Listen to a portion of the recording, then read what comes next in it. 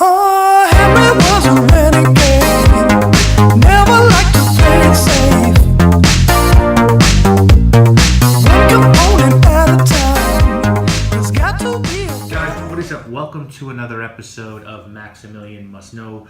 This is going to be a Scent Safari episode, and today we're taking a look at a fragrance house called Commodity or Commodity Goods. For those of you who don't know how Scent Safari works, basically I reached out to a house I have some interest in, asked them to send me some samples. If they do, I'll sort of give you first impressions on the samples they give me.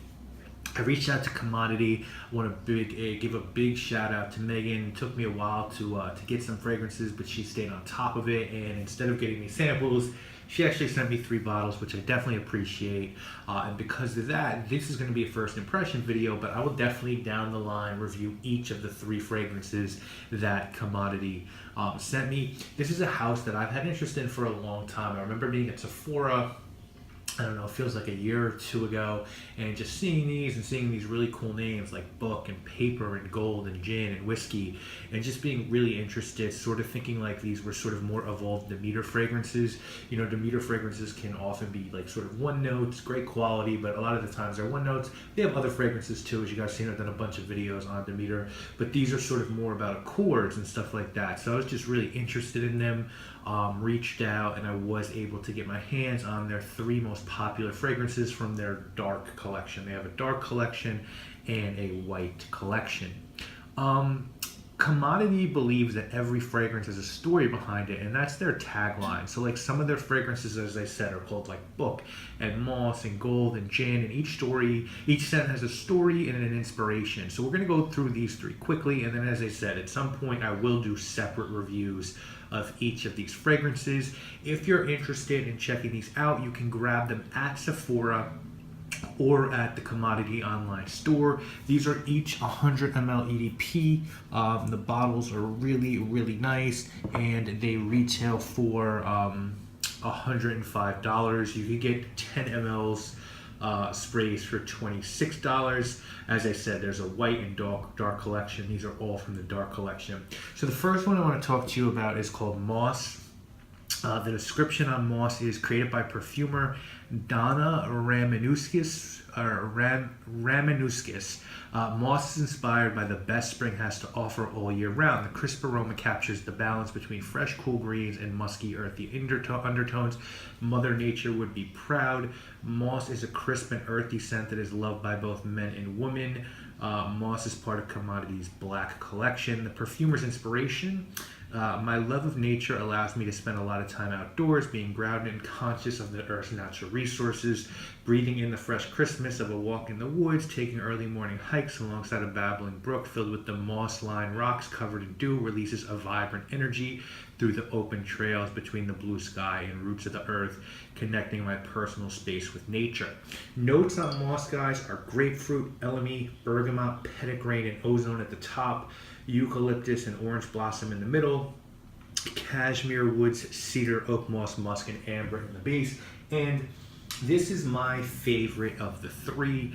I saw comparisons on Fragrantica to Bergamot 22 by Le Labo, which is a good comparison. I don't think they're that far off. I think if you like that fragrance, you'll like this one as well. The citrus, the grapefruit, and the bergamot in here really pops. But what I like about this is this has a really beautiful green streak through it. I think it has to be from the eucalyptus in this one. It doesn't seem to be any galbanum or anything like that. I know there's petitgrain, and petitgrain, because it's the the wood of the actual like the stem that has orange on it, can give like a woody green aroma sometimes. There's also orange blossom here.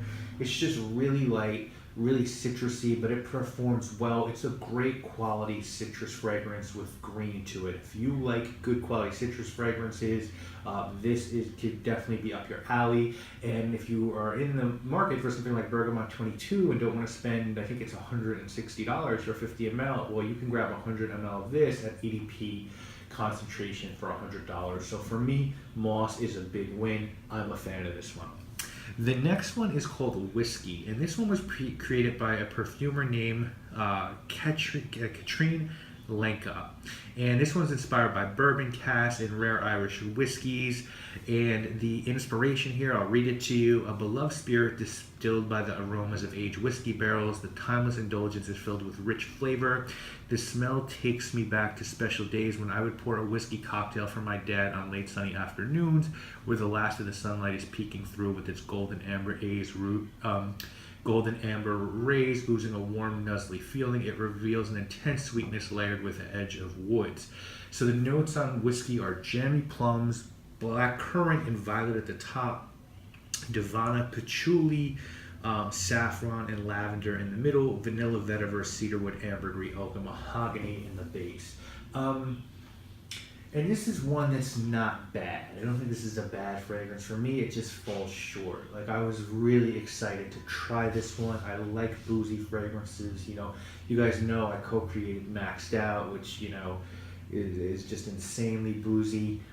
So I was really hoping something called whiskey would just be really woody and boozy. And to me, it's just like a sort of a vanilla-y, ambery fragrance. I really don't get the plums. I really don't get the Divana. I just get amber. I just think it's an amber fragrance with vanilla. It's not a great performer on my skin. It's not a bad fragrance. I think I had super high expectations for this one. And first impressions just aren't anything exciting. There's, like, to me, a million fragrances like this one. So it doesn't do anything special for me. I think if you like amber fragrances, this might do well for you. And I think someone in Sephora who sees whiskey and smells this is probably going to think, oh yeah, this is kind of boozy and ambery, and they'll probably like it. You know, for me, it's just, this wasn't a great fragrance. It's probably my least favorite of the three.